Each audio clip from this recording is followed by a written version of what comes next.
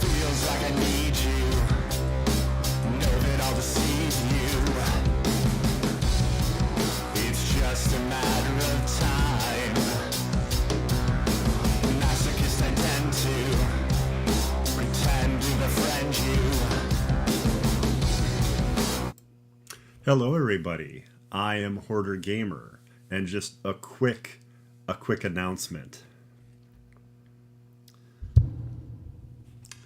The balance of power in the DC cinematic universe is about to change.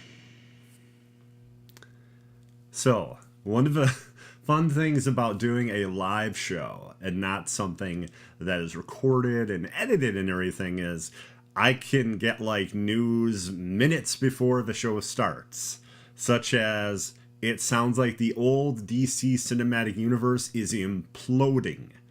In the last hour or so, we found out that Wonder Woman 3 is no longer moving forward.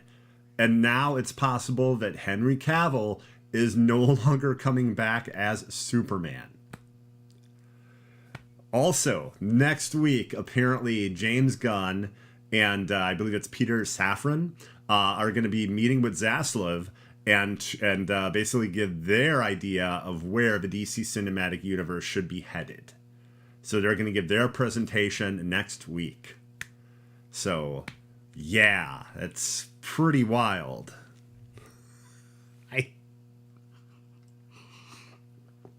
Gal Gadot just yesterday had a tweet saying she appreciates the fans, she loves playing the character of Wonder Woman, and she looks forward to everybody seeing, the next movie or getting information on it.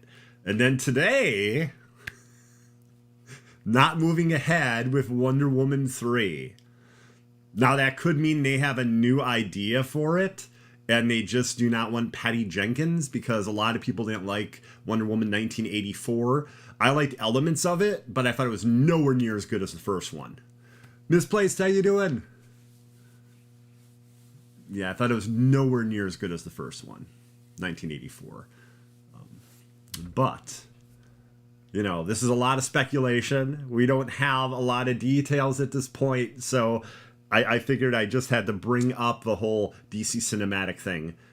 I had to cover it in some way. First up, we have, and yes, I am a huge Batman fan, but trust me, I've read good and bad, good and bad Batman runs. This is one of the best. This 6-issue story arc, Batman Failsafe, is excellent. So, a little bit of background.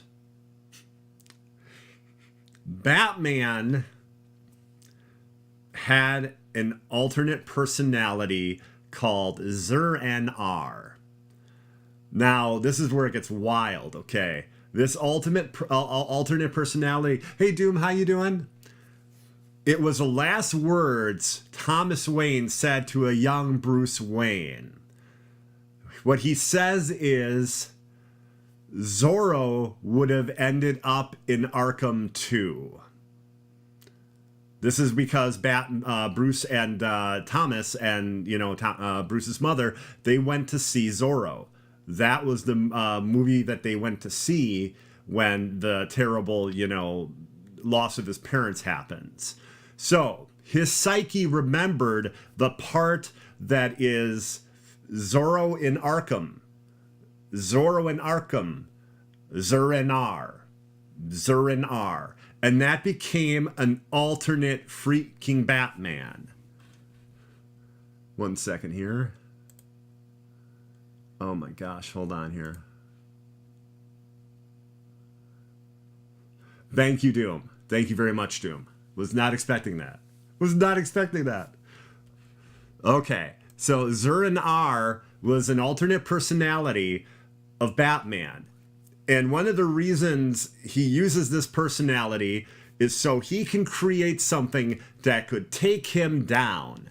A failsafe, if you will, that Bruce Wayne's psyche doesn't know about. Only Zur and R knows about it. That's failsafe. This nightmarish cybernetic Batman that is built to be able to kill the Justice League and Batman, and it is creepy and scary and incredibly powerful. Here in the final issue, Batman is in outer space, okay? Failsafe destroyed a Justice League ship, and as Bruce tells Tim Drake later on, I fell from the moon.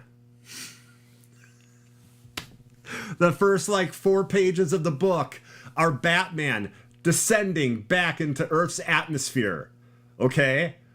And with an oxygen tank that explodes, somehow the bat suit is able to withstand that, but it's this insane sequence. It's awesome. And he uses some of the oxygen as a propellant to be able to move towards Earth. Insane. Completely, utterly insane. Okay? So, then Superman was nearly killed by Failsafe. Either last issue or the issue before. The rest of the Justice League tried to fight Failsafe, and they were nearly killed. This thing is terrifying and unstoppable. After using insanely high-tech technology in a previous issue, Batman was able to wound Failsafe in a small little area by its shoulder. So, what he decides to do is use nanite technology and digitally code his compassion into that and put that into Failsafe. And it doesn't go the way he expects. And I usually don't spoil things for people. I don't know if I should do this. I don't know. Okay, I'm not going to spoil it. But the ending is insane. You will need to get Batman 131. You will need to get Batman 131. The confrontation with Failsafe does not go the way you're expecting it to go. Okay? It is really awesome. It's really awesome. I don't know, Doom. I don't know if I should. Doom, do you want me to? You can make the call if you want me to spoil it. Everybody, if you want to avoid that spoiler, turn down your volume in a moment as soon as I get the okay from Doom.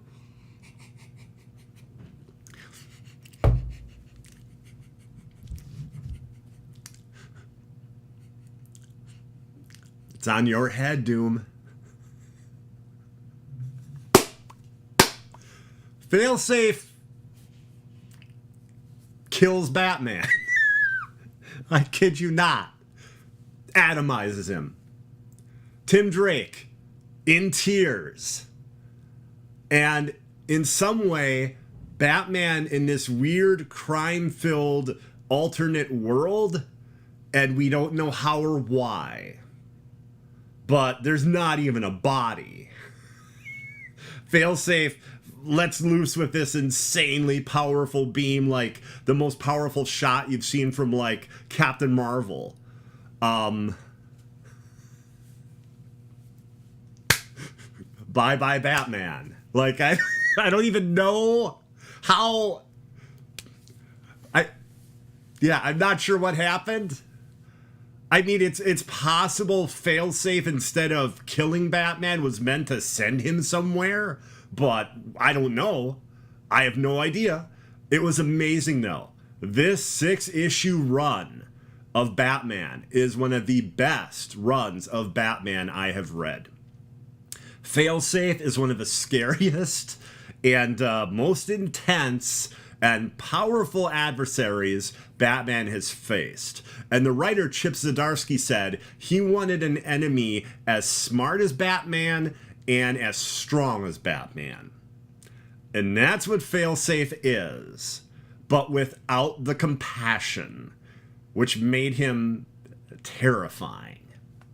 He also does this weird whirring and this sound after he says something, which lets you know immediately this thing isn't human. And it's this really scary looking version of Batman, but like as a cyborg. But yeah, Batman 130 was awesome.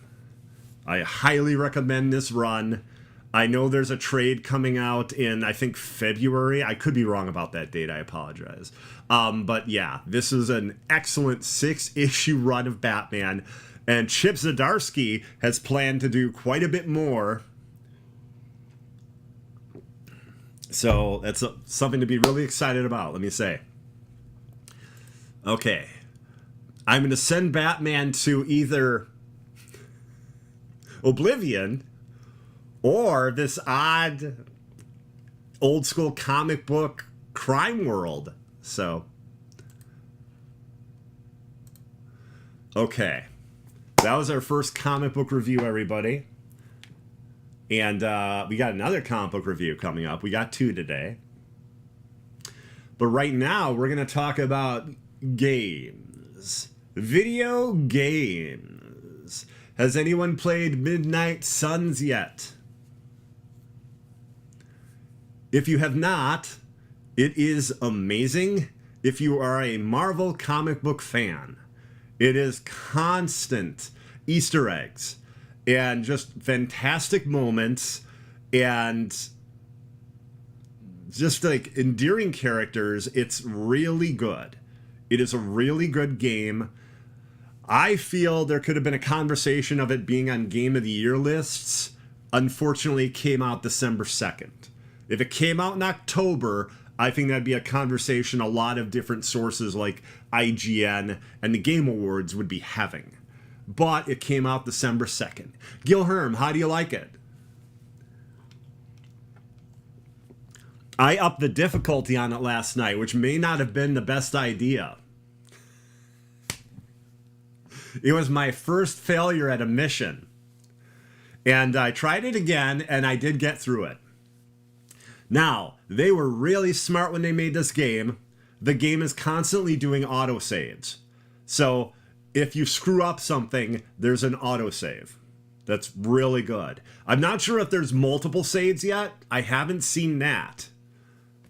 Oh, you know what? There have to be, right? Because if you choose a save, you have the option to save over one autosave or just do a new save.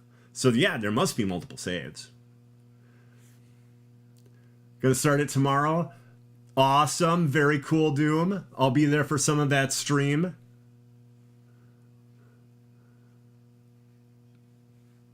Yeah, it's a great game. I highly recommend it, everybody. One of the issues I had with it before it came out was a lot of people were freaking out over the cards.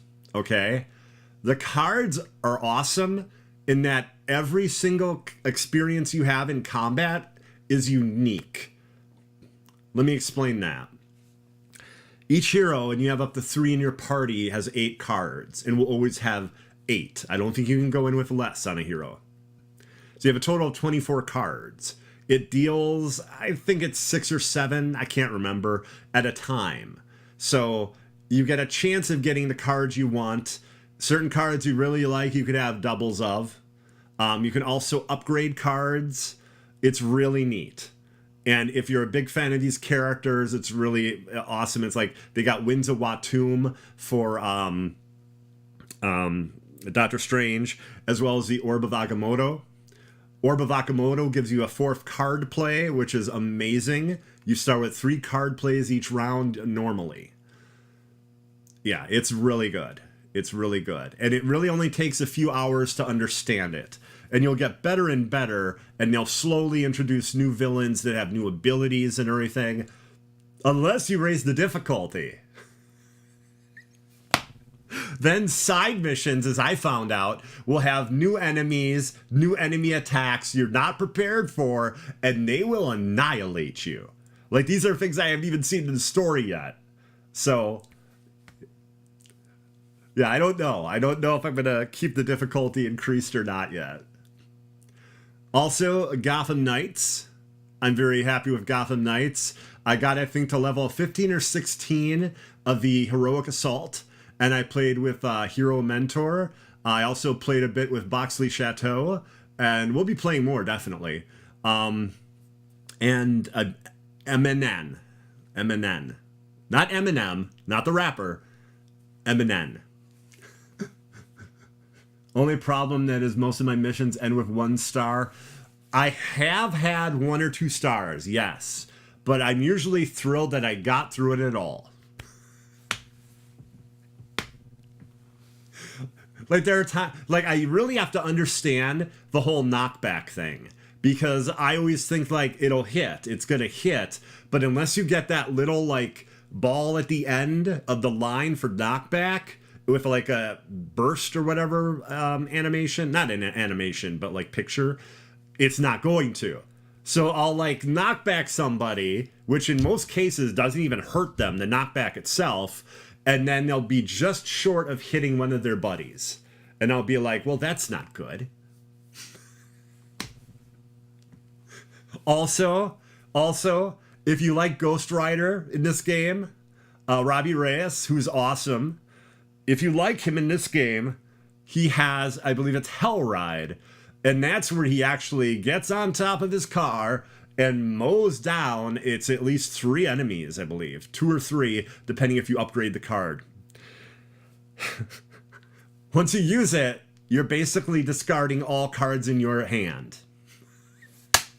So if you're overzealous like I was in this higher difficulty mission attempt, you'll immediately use Hell Ride if you have 3 heroism, and then won't be able to do anything except like throw boxes for the rest of the round. That was amazing. Like at first I was like, awesome, I hit 3 enemies and knocked them out. And then I'm like, oh, wait a minute. I can't do any other attacks. My cards are gone.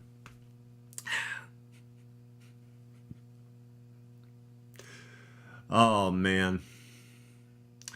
But yeah, as I was talking to you about Gotham Knights, I'm interested to see where they go with it. So there's one issue fans have found, okay? The way it works is you get up to level 30 in a first playthrough. You do New Game Plus, you can get up to level 40. Okay, it hard locks at level 40, for now at least, and then you have the ability to get armor and like items like gear up to level 60. The problem is, as of right now, floor 30 of 30 floors is like the only place to get level 60 gear. So my hope and my thought is they were going to have it this way for just like maybe a month or so, and then they're going to up it. So you could go like, you know, other floors and get gear. It's actually a lot of fun to go through this big dungeon of 30 floors for a number of reasons. First off, every time you clear a floor, it saves. Okay? And you have the option then to start at that floor and continue down. You don't have to run all 30 floors because that would be lunacy. Each floor is about 15 to 20 minutes in length. So 30 floors would not be the most fun thing. I also would like them to have a little bit more diversity in the way the levels are designed. So basically there's like some variation that occurs in like the overall level design. Like there'll be places to climb here. There'll be a slide down like a rocky slope there. And it just kind of reuses these things and remixes them. If it could add more different types of things like that, it would be even better. Like if they did like Heroic Assault 2.0, that's something they could definitely look at, even if it just had to be like 10 or 20 floors, you know? But yeah, it's a lot of fun to get together with 3 other knights, especially if they have different knights that they're using. So let me explain that. If you use Batgirl, you can hack things. If you can use Robin, you can do amazing stealth, including stealth taking down of the bigger enemies that no one else can take down. And for shooting, it's amazing to use Red Hood. Nightwing is good, but I haven't tried him on Heroic Assault yet. But yeah, it's a lot of fun. It's a lot of fun. Also, gaming friends. Little thing happens tomorrow called the Video Game Awards, or the Game Awards. Jeff Keighley's brainchild, his baby, if you will. I was lucky enough to actually attend in person last year. I will not be attending this year, but like, it was really damn cool. And we should be very excited for tomorrow's, because Diablo 4. Diablo 4 is the game I'm looking forward to second most, only to Suicide Squad Kills the Justice League. And Suicide Squad Kills the Justice League is Rocksteady's new game. And I honestly think it's going to take a lot of players from Marvel's Avengers, especially with news that broke today, basically, that there's going to be content probably through 2023 and no more after once 2024 happens. So as I mentioned in a tweet, a bright, possibly bright, near future, as in 1 year, like total, and before the Thanos snap in 2024. So Suicide Squad Kills the Justice League is also a game as a service, but it's Rocksteady, and they are one of my favorite studios. And even if the game as a service is not stellar, it's going to be an awesome explorable version of Metropolis this time. Metropolis. And being able to play as King Shark and biting people's heads off. He actually does that. Being able to play as Harley and like smacking someone upside the head with my baseball bat, or being playing as Deadshot and using the exhaust from my jetpack to burn enemies to cinders. Those are all things you can do. Those are in the trailers for the actual game. And the actual traversal and everything reminds me of Sunset Overdrive, which is really exciting. And one of the developers who worked on this game for about, I think, 2 or 3 years said, it's psycho and crazy. Those are actual words he used, and things we didn't even think we could get away with. Oh, Harley is super popular. So I think King Shark gained a lot of popularity with the movie The Suicide Squad as well. Also, it's a very cool take on Captain Boomerang and Deadshot. Plus, I posited a question in YouTube video from I Am Life of Dreads. And I said, so, basically Justice League running amok, Suicide Squad trying to take them down, focusing on that. What is the Legion of Doom up to?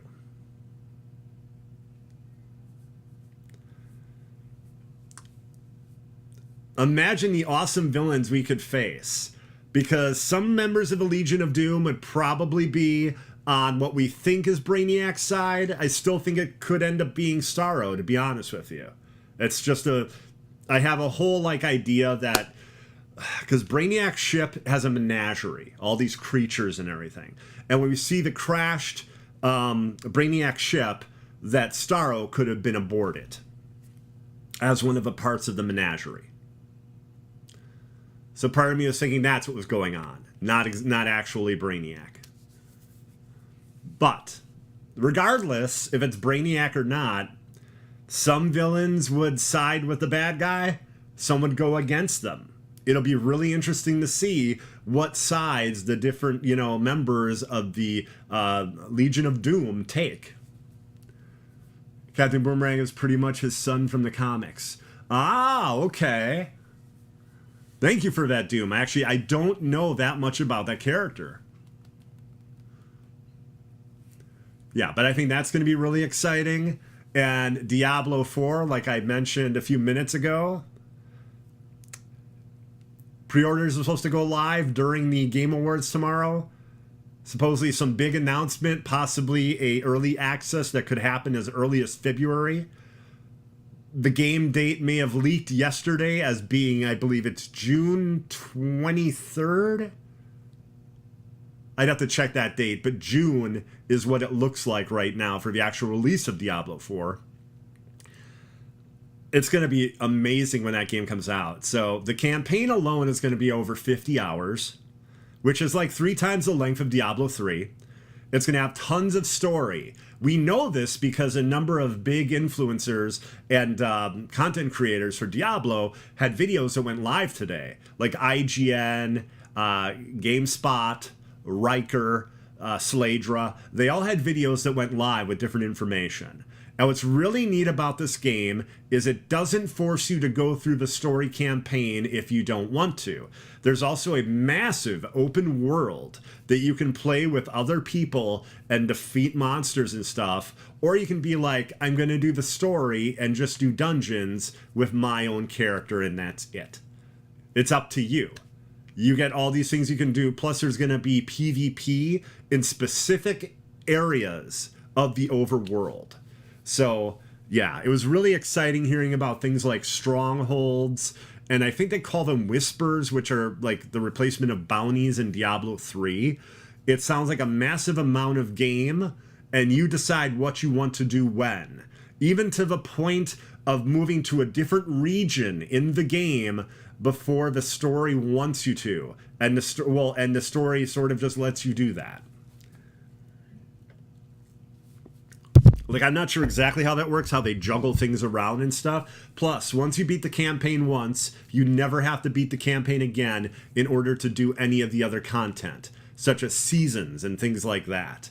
So, and they're going to support Diablo 4 for years. They have supported Diablo 3 since 2011. They're still supporting it with seasons. And they even in the last 2 to 3 years made seasons really meaningful and added new armor sets and things like that within like the last 2 years. So, yes, they're also going to do expansions involving new characters you can play as. Right now, the rumor is like a holy warrior, which could be a Valkyrie, but no one knows if that's certain. There were some like pictures that came out, and there's no other character like in the world that makes sense as to what it is. And people are thinking it might be something like their version of a Valkyrie. Thank you, Doom. But yeah, that's going to be really awesome. I'm looking forward to that. We just found out Crash Bandicoot will probably have something to say at the Game Awards. There was a tweet from the official Crash Bandicoot Twitter account. So that's interesting. What's really interesting about that is it could be something along the line of Skylanders, because there was rumors that it was going to be a Spyro or a Crash or something like that, and one of those studios worked on Skylander games. I would prefer at this point not to have the toys, but just have like the cool like dungeon crawling aspect that those games did have. As I told one of the devs, I said Skylanders is basically like Diablo for kids. And they actually wrote that on a little notepad. I've never had a dev do that before, but that happened at a comic book convention. So that was pretty crazy. Also, Star Wars. The final game I have to mention for the Game Awards that I'm really excited about, Star Wars Jedi Survivor. We're supposed to be getting a release date.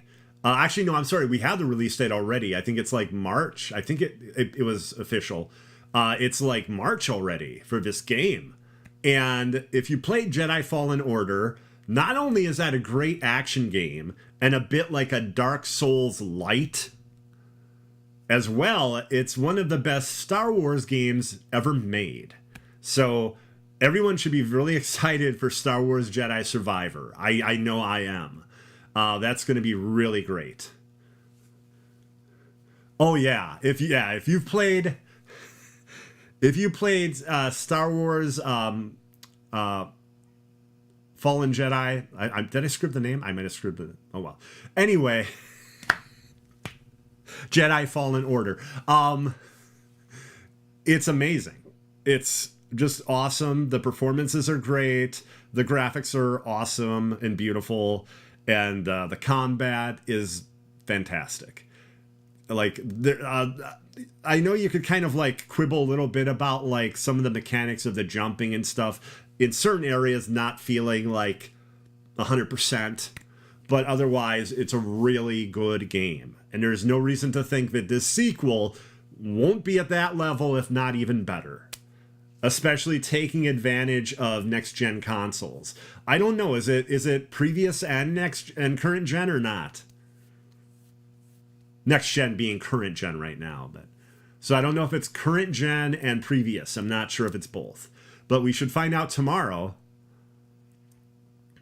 But yeah, that's the big news for the Game Awards that I'm really looking forward to, outside of the awards themselves, of course. Hideo Kojima will be there, but I can't get too excited until I know what it is. Like, all it is Hideo Kojima right now is teasing us. It could be a horror game that's Xbox exclusive. It could be Death Stranding 2. Just because the actors were in Death Stranding 2 doesn't mean that's what it is. He can work with the same actor again. So we'll find out, I think, tomorrow, because he's going to be there. So jumping and moving in certain areas is clunky. Yes, I fully agree, Gilherm.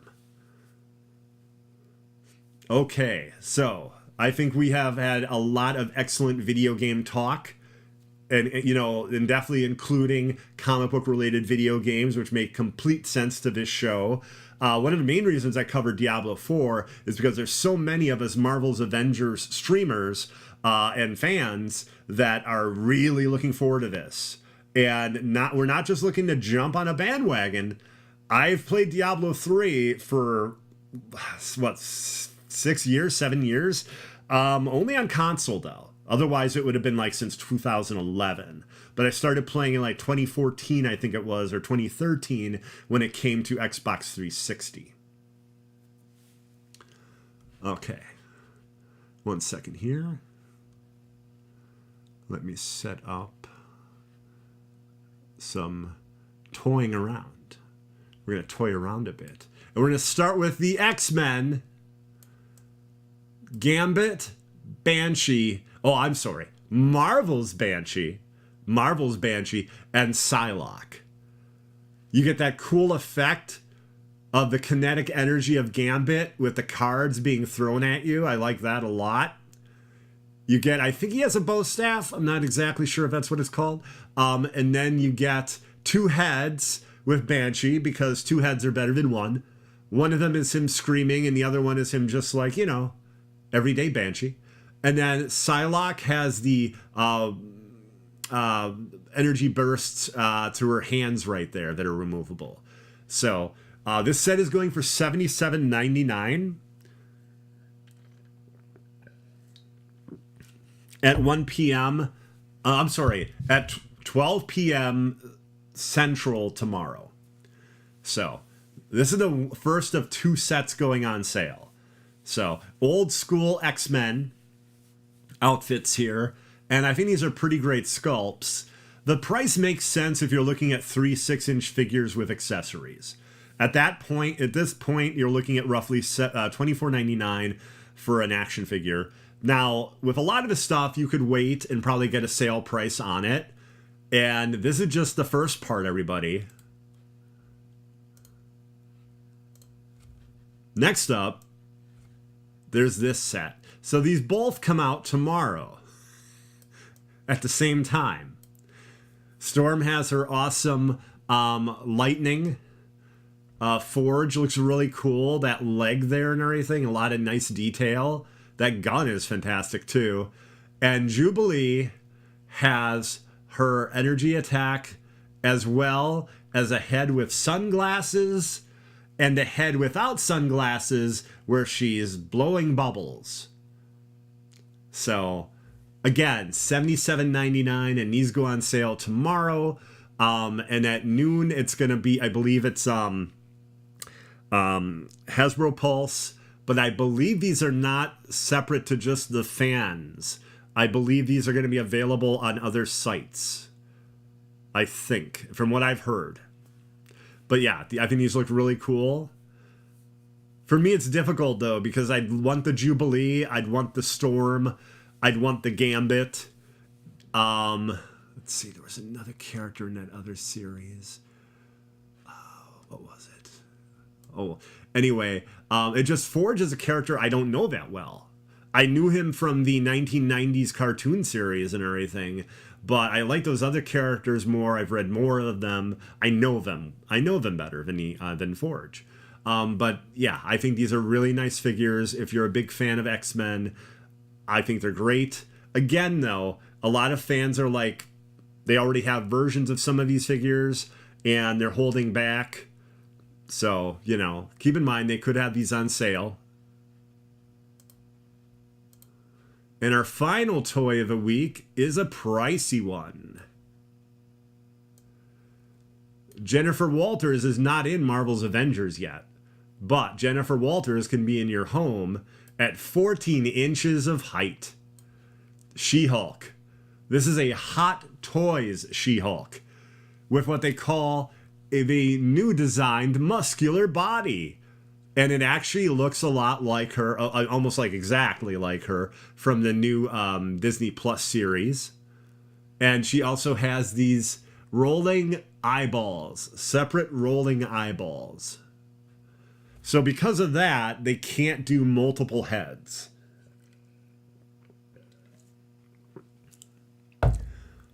Now this figure is $300.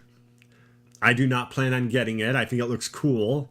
The Marvel Legends, I did get that one. A lot less expensive, $19.99, not $300. But I definitely wanted to show this to everybody. I think it looks really good. And yeah, like, here, I'll make this a little bit larger so you can get a better look at it. But yeah, they did an excellent job on the face and the eyes, of course. And yeah, the posability is going to be insane. It comes with numerous hands and fists. It comes with her cell phone. And she's in her superhero outfit. Like her, like, you know, basically what she would wear as an Avenger. She's in that outfit. So. And at 14 inches tall, it's one of the taller 1/6 scale figures because of how tall she is. They show that they show her next to the Daredevil in that awesome yellow outfit. And yeah, she's like much taller. It's wild. Okay, everybody. I think we are done toying around for the evening. Now, we're going to take a look into the future, okay? The near future, all the way to 1 week from today.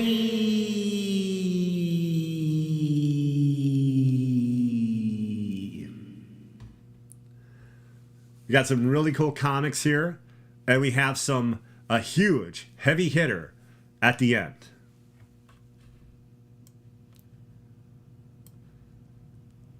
Danger Street. Once Upon a Time in a Far Off Kingdom, Book 1. Tom King had a run of Batman that was very unique. I liked it very much, but not everybody did. But what he did with Darkseid, and the phrase Darkseid was amazing in Mr. Miracle. Here, Tom King has a really neat idea. Basically, it's superheroes looking to audition to join the Justice League. However, the way they do this is to summon Darkseid in the foolish idea that they could defeat him. And that would be their calling card to be part of the Justice League. I expect this plan to go terribly. And Tom King is currently doing Gotham City Year One, which is this really awesome noir story of Gotham like in the 1930s, and it's phenomenal. It's really damn good. Here's another series, because like the man apparently does not sleep. He's got Love Everlasting currently at Image. He's got this. He's got Gotham City Year One. I'm sure he's got other books I'm not even thinking of right now. But yeah, to me, this sounded like a really cool premise. It's also Black Label, so it's going to be a bit more intense, a bit more, I guess you could say, adult. But yeah, Danger Street. Although I do not know if this will be a normal comic book size. I don't know if it's going to be like that Andromeda Aquaman book series, or if it's going to be like, you know, just a regular comic size. I don't know.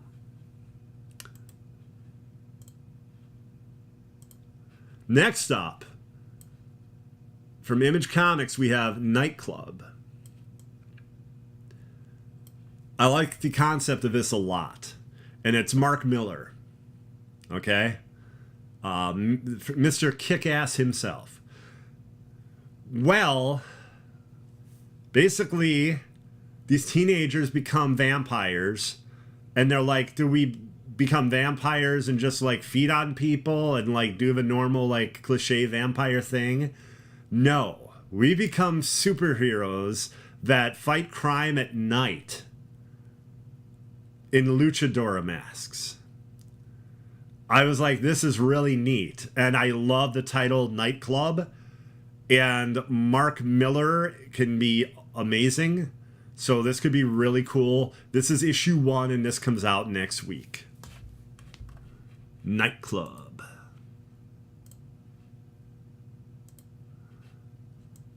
Now, this is a disturbing cover of a book that should be completely, utterly insane, called Art Brut. Now, this is exciting because this is like almost a remaster of a previously released comic book after the creators got very popular because of their book Ice Cream Man. Ice Cream Man, in case you don't know, is an Image title, and it's very much like Twilight Zone, a mix between horror and sci-fi, and it's awesome, and it's really great, and it's an anthology. Before that, they did this, Art Brut, okay? And this is such an insane concept for a book, I had to actually go and take a photo of what it's about. Okay? The world of fine art is falling apart, and only Art Brut knows how to fix it. Alongside the Bureau of Artistic Integrity, Arthur Brut, the mad dream painter, and his trusty sidekick, Manny the Mannequin, must dive back into the very paintings that made him insane, or reality itself might just crumble to pieces. Usually comic book synopses are not as complicated where I need to do something like that. Take a picture of the actual solicitation. But if this is anywhere near as insane as Ice Cream Man is, and based on what I just read you, this is probably crazier. This should be really great. And it's basically the way that Prince and Morazzo wanted it released in the first place. So, it's really cool. Now, the one thing I would look at, though, is I believe it's 4 issues. Almost a guarantee there will be a trade of it. So, do you pick them up separate issue? Do you get the trade? You know, that's the only thing I would question at all with this book. Okay, Art Brut. I'm going to put Art Brut back in the gallery.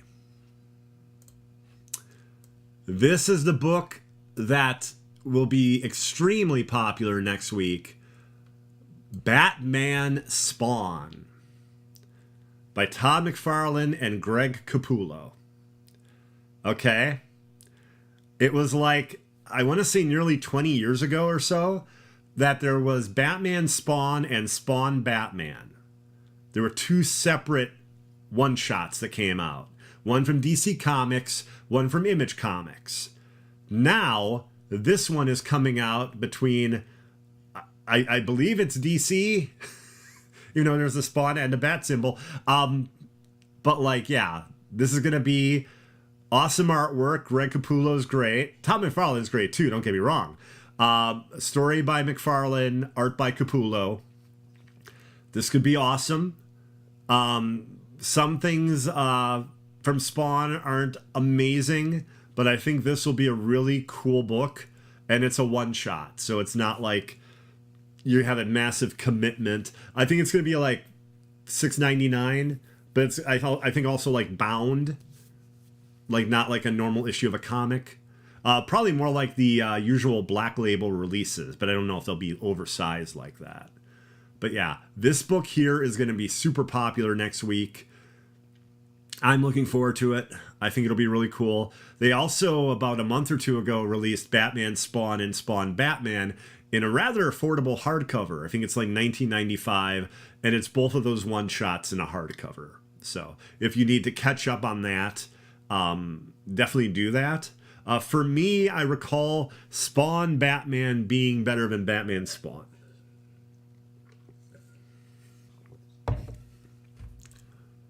Okay. And now, everybody, as I say this every week, and it definitely doesn't get tiring, I am playing the Ghost piano. Okay? I'm playing the Ghost piano. Or am I priming the pump to find out suggestions and ideas for upcoming shows? Like, are there certain TV shows you want me to talk about, certain comic books, certain toys? Let me know. Let me know in chat. And while you're doing that, our final review of the evening, Thanos Death Notes. This is an anthology about Thanos by a number of different artists and writers at Marvel Comics. Now, it's exciting because it gives us hints and basically shows us the threads that a insanely screwed up and Thanos story arc from next year is going to be following. And there's a lot of tantalizing things in here. There is a robot of Thanos that Drax the Destroyer destroyed, thinking he destroyed Thanos, but apparently he didn't. And the only person who has this knowledge is Tony Stark, Iron Man. And this robot tells Tony that Thanos has already won. And somewhere out in the future, he has basically orchestrated through the past to that point in time everything that needed to happen for him to win. Also, this revolves around the idea of undead Marvel heroes that are basically like his army.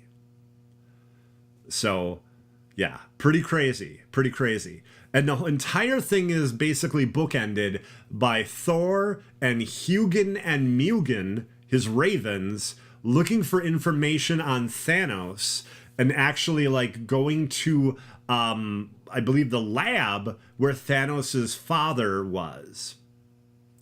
And it talks about like the experiments his father did on him, which really completely screwed him up.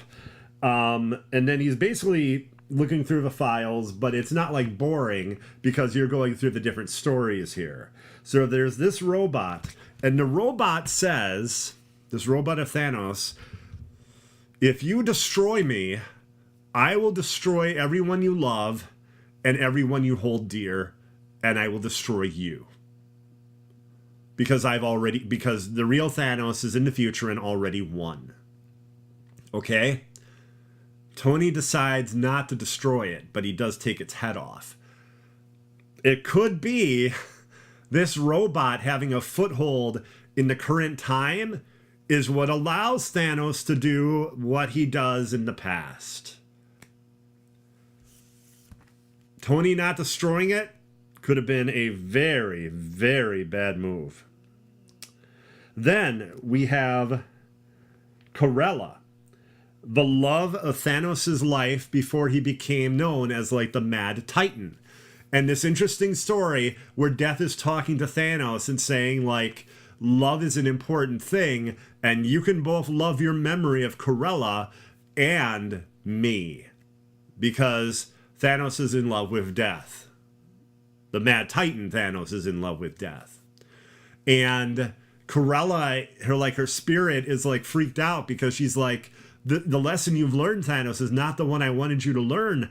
And, you know, it's all about like him destroying, you know, half the life in the universe to save things. The final part of the story is very interesting. And I don't like to give all the spoilers, but it's pretty wild. It seems that Bor Odinson, now this is Thor's grandfather, ties in directly to the return of Thanos. And Thanos basically taking over the universe. So yeah, I thought it was really good. If you're a big Thanos fan, I think it's must-have. If you're not, it's still interesting to see where they're headed next year. But it's more like a tease or a preview of the Thanos story arc that's going to be happening through Marvel Comics. I believe it's a big crossover next year. So, just something to keep in mind there.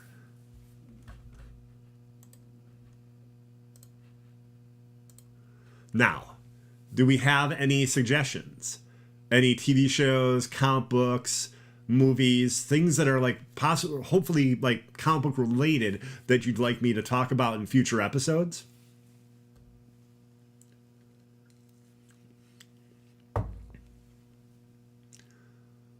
There's a very good chance I'll review Spawn next week. Spawn Batman, the new one.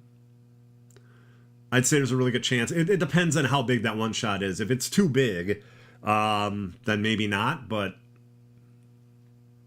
because there's like prep work I have to do on the show, and I can do about a half hour to an hour of it before Wednesday, but the rest of it has to be pretty much Wednesday. A lot of information doesn't even go live. DC Comics didn't have their books for next week available for me to see until like yesterday. Some of the art isn't even up. Or wasn't up when I checked about 3 hours ago. Okay, everybody, if we don't have any suggestions, I want to thank you all very much for watching. Thank you. Whether you watched it live, whether you watch it later through the beauty of YouTube, thank you. Thank you very much. I'll have another episode next week, again, 8 p.m. Central. You can also catch me on Twitch, twitch.tv/Hoardergamer. And right now I'm doing Midnight Suns, Gotham Knights. Let's see. Those are really my big focuses right now. So, and God of War Ragnarok. So, everybody, thank you very much, and I'll see you later. And hopefully you enjoy the Game Awards. You know, they sound like they're going to be pretty damn good. So, see you later, everybody, and have a good one. Thank you. Bye-bye.